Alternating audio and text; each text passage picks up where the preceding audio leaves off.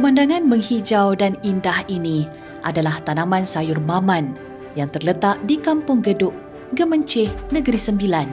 Kampung ini antara yang bertuah kerana terpilih menyertai program Desa Lestari yang dilaksanakan di bawah Kementerian Pembangunan Luar Bandar, KPLB.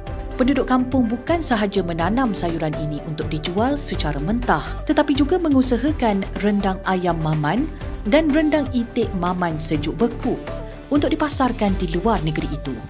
Produk yang dihasilkan melalui koperasi yang ditubuhkan di desa tersebut mendapat permintaan tinggi sehingga kini.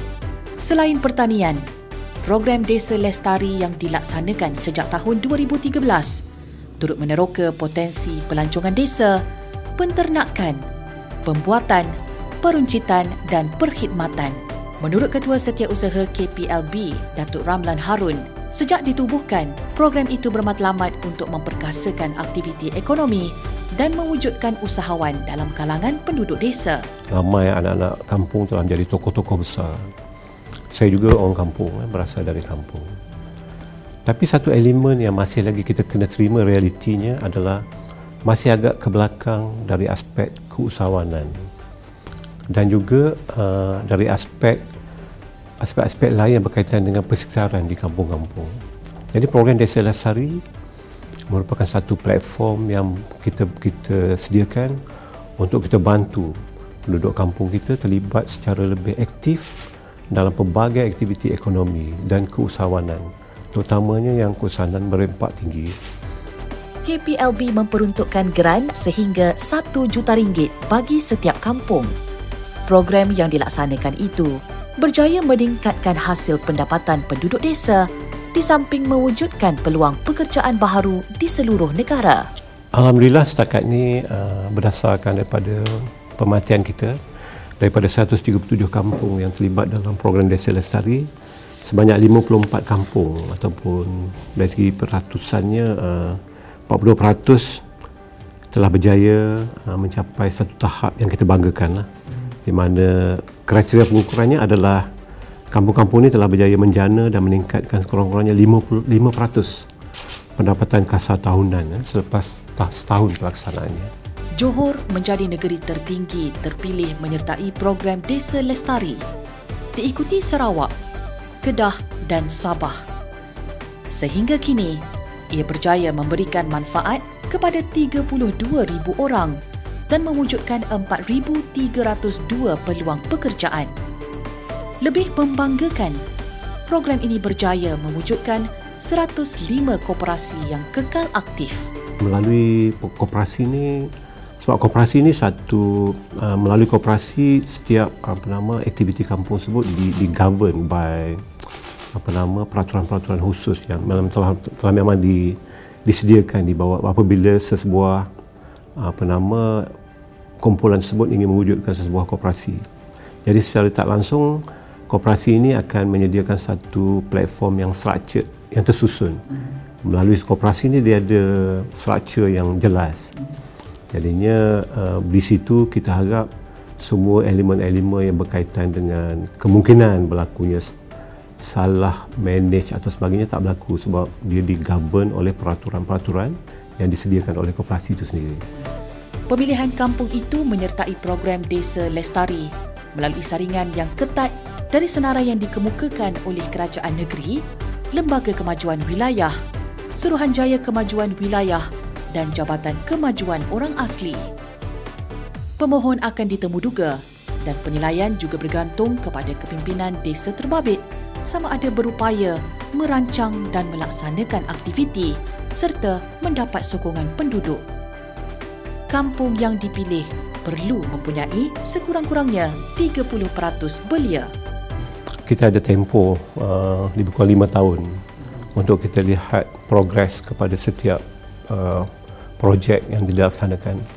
So dalam tempoh tersebut kita akan bantu mana-mana yang kekurangan dan mungkin ada beberapa perkara yang perlukan pengubahsuaian semasa projek tersebut sedang berjalan, not according to proposal asal.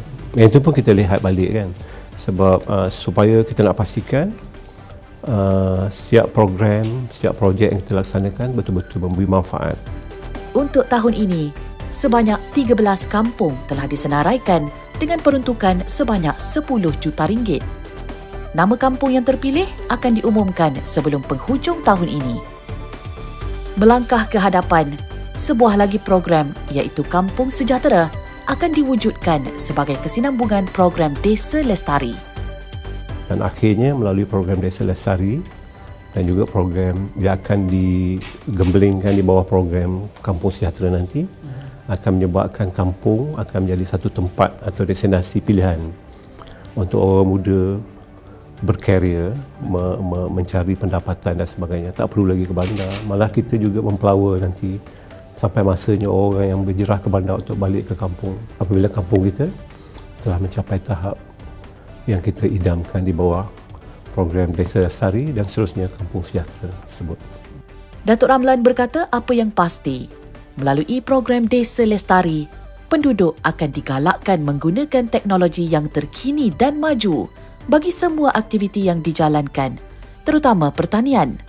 Dengan penggunaan teknologi, produktiviti yang dihasilkan adalah maksima walaupun peserta Desa Lestari mempunyai keluasan tanah yang terhad. Satu dari segi produktiviti. Jadi untuk meningkatkan produktiviti, dia orang perlu terlibat dalam aktiviti pertanian yang bukan bersifat tradisional lagi. Sebab yang dulu mungkin penduduk kampung terlibat dalam sawah padi dan sebagainya. Yang itu mungkin tidak akan memberi impak yang tinggi dalam pendapatan dan sebagainya. So mereka perlu terlibat dalam aktiviti yang lebih moden, smart farming, penggunaan teknologi moden, penggunaan drone dan sebagainya. So melalui kaedah tersebut, penduduk akan terlibat dalam aktiviti ekonomi yang memberi produktiviti yang jauh lebih tinggi daripada yang ada sekarang. Kampung Geduk Sawah, Gemencih, Negeri Sembilan antara yang bertuah terpilih sebagai penerima gelaran Desa Lestari pada 2015. Pengerusi program Desa Lestari kampung itu, Pahim Mahmud berkata, pihaknya menerima peruntukan RM494,000 bagi projek rendang maman sejuk beku. Maka daripada pecahan jumlah 400,000 lebih itu, kami telah bina bangunan ni. Dan kita beri kenderaan lori, kita telah bina 3 unit rumah hijau dan juga selain itu peralatan-peralatan untuk memasak dan menyediakan rendang maman sejuk beku lah. Kemudian berbalik kepada tujuan ataupun asas kerajaan menubuhkan anugerah Desa Lestari ini ialah untuk membantu penduduk setempat untuk mendapatkan pekerjaan, dan Koperasi Geduk telah berjaya memberi peluang sekurang-kurangnya 10 orang masyarakat kampung untuk bekerja dengan koperasi ini, iaitu di bahagian ladang, rumah hijau, kemudian bahagian bengkel di sini itu untuk masak-masak maman, kemudian ada sebahagiannya bahagian pemasaran untuk mengedarkan kita punya rendang maman ke pasaran expo dan sebagainya lah. Itulah hasrat kerajaan menubuhkan Desa Lestari ini, memberi peluang kepada penduduk tempatan. Pahim mengusahakan tanaman maman sejak tahun 2000 di atas tanah berkeluasan 1 ekar miliknya, dan tanaman itu kini ditanam di atas tanah seluas 8 ekar termasuk di kawasan milik penduduk lain, sekaligus menyelesaikan isu tanah terbiar. Menurutnya, setiap minggu mereka memasak 40 kilogram rendang maman sejuk beku untuk dipasarkan ke seluruh negara. Sebenarnya sayur maman ini satu sayur yang sangat pahit, tetapi bila mana kena menu dia tu, kena ramuan dia, cukup santan dan cili dan garam, asam dia menjadi satu masakan yang sangat lezat. Bahkan saya dapati dalam kajian CNN, rendang maman ini merupakan antara 50 makanan terlezat dalam dunia. Selain menanam sayur maman dan mengusahakan produk rendang sejuk beku, koperasi yang ditubuhkan turut menghasilkan pendapatan sampingan kepada masyarakat setempat. Koperasi ini bukan saja produk kami rendang maman sejuk beku, bahkan kita ada beberapa produk lain, iaitu kemah kanopi dan juga industri kemah ni. Dan kami ada lori, kenderaan lori untuk mengangkut kemah untuk sewaan kemah. Kemudian ada peralatan catering juga. Kemudian di samping itu, di koperasi ini sendiri kaum ibu kita menggunakan peluang yang ada untuk memasak ataupun membekalkan kuih-muih terutama musim perayaan dan juga dodol.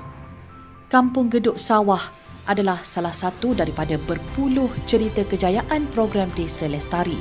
7 kampung lain yang berjaya meningkatkan pendapatan adalah Kampung Telian Mukah Sarawak, Kampung Paluh 1 Gua Musang Kelantan, Kampung Batu Putih Kinabatangan Sabah, Kampung Sri Makmur Pekan Pahang, Kampung Sungai Jambi Batu Pahat Johor, Kampung Pasir Gajah Kemaman Terengganu dan Kampung Kuala Serik Sik Kedah.